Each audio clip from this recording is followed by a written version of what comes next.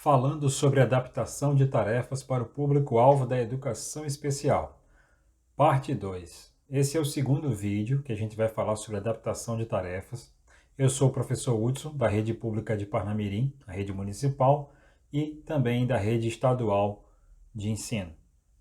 Bem, uma coisa que eu citei no primeiro vídeo, se você não assistiu, é um vídeo de 30 minutos, eu coloquei também um resumo de 2 minutos, mas uma coisa que eu falava lá era sobre a questão da educação interdisciplinar, né? A possibilidade de um professor se unir a outro, de outra disciplina, e preparar uma tarefa, uma avaliação interdisciplinar, onde você consegue avaliar o aluno por mais de um prisma, através de mais de um componente curricular.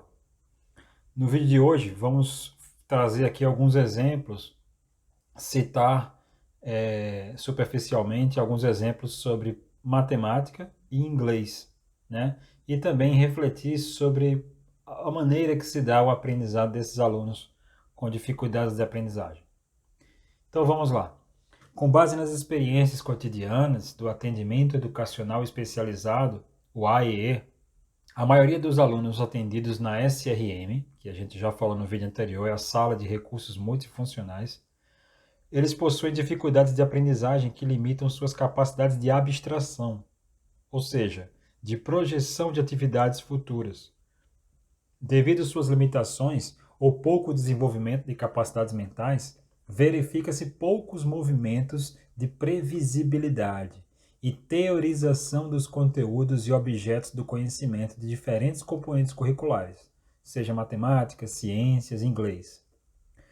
Se o professor de matemática solicita que a turma faça um exercício de reflexão sobre a importância e função do zero, por exemplo, pedindo que eles imaginem como seria o mundo sem o zero.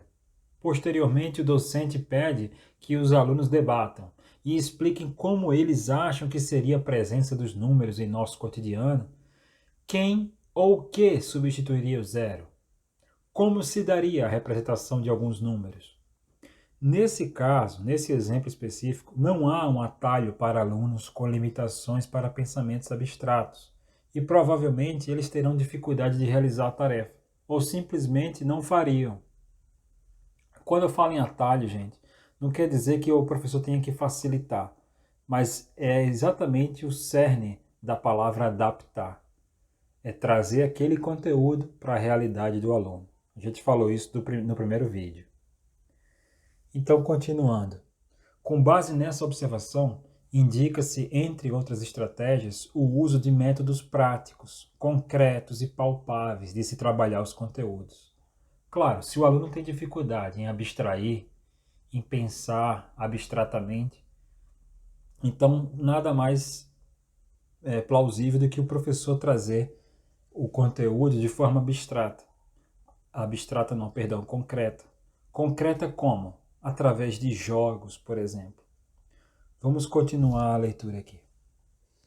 O trabalho docente precisa estar voltado para o manuseio, para o controle. Ferramentas que estimulem que exercitem o uso dos sentidos, por exemplo, enriquecem o processo de ensino-aprendizagem.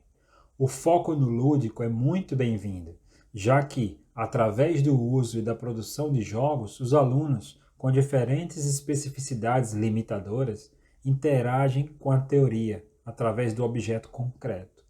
A realização do jogo em si, a reflexão sobre as regras, a confecção daquele jogo, daquela brincadeira, tudo isso é um tipo de estímulo, são estratégias de estímulo do concreto. Diante do supracitado, a seguir, algumas modalidades de adaptação, que não está organizado por série ou ano. Fica ainda a provocação. Como você adaptaria os demais conteúdos? Vamos lá. Conteúdos de matemática para adaptação. Regras de 3, no caso aí a regra simples, né?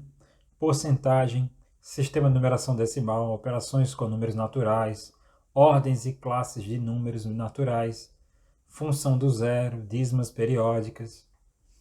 Aqui você pode pesquisar na internet mesmo. Claro, não é pegar qualquer coisa. O professor vai filtrar com o seu olhar de especialista naquele componente curricular. Mas tem vários exemplos aqui. Eu peguei trabalhar com jogos com dominó, como dominó. Seria um dominó de porcentagens, né?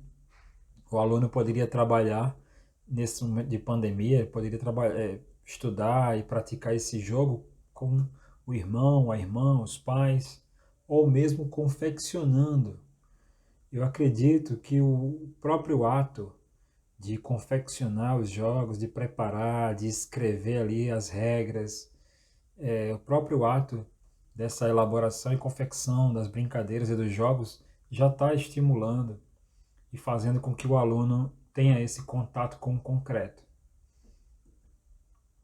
Continuando, temos aqui outro exemplo de dominó, mas aí já trabalhando as frações, né? Dependendo do aluno e da sua limitação, do seu nível de aprendizagem, você pode pedir para que ele pinte as frações, desenhe, né? E você pode colocar também números por extenso, 2/8. Você pode colocar aqui, em vez da fração desenhada, coloca escrito 2/8. Você pode mesclar, fazer tudo isso junto, colocar a fração representada no gráfico, a fração representada aqui com algarismos e também a fração representada por extenso, né? Você pode ir além do que você encontra na internet, ou em livros, ou mesmo em sua prática. E aqui outro exemplo de dominó também, com operações com números naturais, né? A adição, subtração não tem aqui, não trouxe, mas você também pode fazer com subtração. Lembrando que aqui são exemplos, tá? E aí, para esses exemplos, a gente trouxe a proposta do dominó. Mas dá para se trabalhar bingo, por exemplo. Você pode trabalhar com a escrita dos números, né? Continuando, a gente vai para inglês. Conteúdos de inglês para adaptação. Fundamentos, curiosidades, informações gerais, saudações, gêneros textuais, pedir e dar informações pessoais, diálogo, descrevendo pessoas, lugares, objetos e viagens, entrevista, anúncios, receitas, cartoons, podcast, biografias, poemas, listas, jogos. Aí vem a questão das regras também, né, que eu já falei anteriormente na matemática. Música, a parte escrita, a letra e a canção também, dependendo da especificidade do aluno. Notícias, vocabulário e por aí vai. Percebam que a gente não está tratando com mais detalhe, com mais profundidade, a questão da gramática. São temas satélites que também são importantes, que também são vistos no ensino fundamental e também estão presentes lá na Base Nacional Comum Curricular, BNCC, mas são temas mais, digamos assim, adaptáveis, né? E aí, como estratégia, a gente traz aqui, por exemplo, o jogo da memória. Pode-se trabalhar ali com frutas, com as cores, com nomes de animais. Mais uma vez aqui as cores. A gente pode trabalhar com emoções também, apesar daqui o nome estar constando das cores, mas também com emoções. Temos aqui tarefas bem mais elementares. Uma questão que os pais se queixam bastante é que os enunciados vêm em inglês. Eu não peço para que os professores de inglês alterem, mudem isso, porque tem um porquê do enunciado vir em inglês, mas você pode colocar aqui, para essas tarefas adaptadas, a tradução, né, do enunciado, de cada questão. E você pode trazer o nível mais elementar possível, de acordo com o nível que seu aluno se encontra. Quem viu o primeiro vídeo vai lembrar do que eu falei, daquela questão de conhecer o aluno. Aí tem alguns exemplos. Mais um exemplo aqui, trabalhando as cores, o espaço, o ambiente da escola, desenho. Aqui, aquela questão de trabalhar com os cartoons. Você pode pedir para que o aluno, você traz um cartoon com os balãozinhos das falas em branco e pedir para que o aluno apenas preencha. Ele pode fazer em português, por exemplo, e depois traduzir, mesmo que seja com auxílio de um dicionário. É apenas uma sugestão. É uma tarefa que dá para se adaptar. até mesmo na pintura aqui do quadrinho, e você pedir para que o aluno descreva quais cores ele usou em inglês, depois você pedir para ele colocar em português ou ligar as cores. Perceba que não tem mistério na adaptação de tarefas. A questão é você trazer para a realidade do aluno.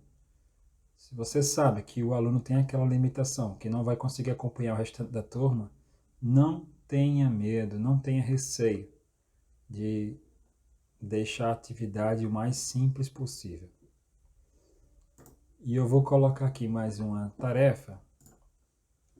Eu vou trazer aqui mais uma tarefa, mencionar mais uma tarefa, de inglês também, onde o aluno precisa pintar a bandeira dos Estados Unidos, por exemplo. Você pode solicitar para que o aluno encontre no mapa, por exemplo, ou no mapa mundi, países que tenham a língua inglesa como língua materna. Aí aqui, com base na imagem que você pesquisou na internet, ou então que o professor lhe enviou, né? Pinte a bandeira do maior país que tem o inglês como idioma oficial, os Estados Unidos da América. E aí você pode pedir para ele pintar, depois pedir para que ele escreva as cores, né? A gente não vai aprofundar.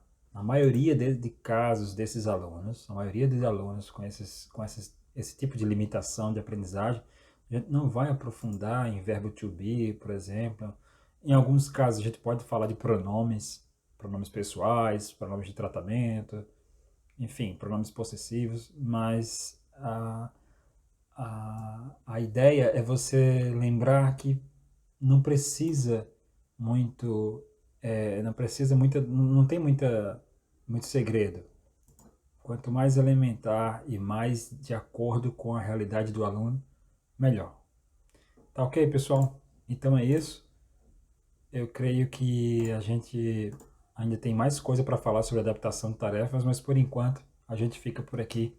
Um abraço, tudo de bom, professor Hudson Emanuel.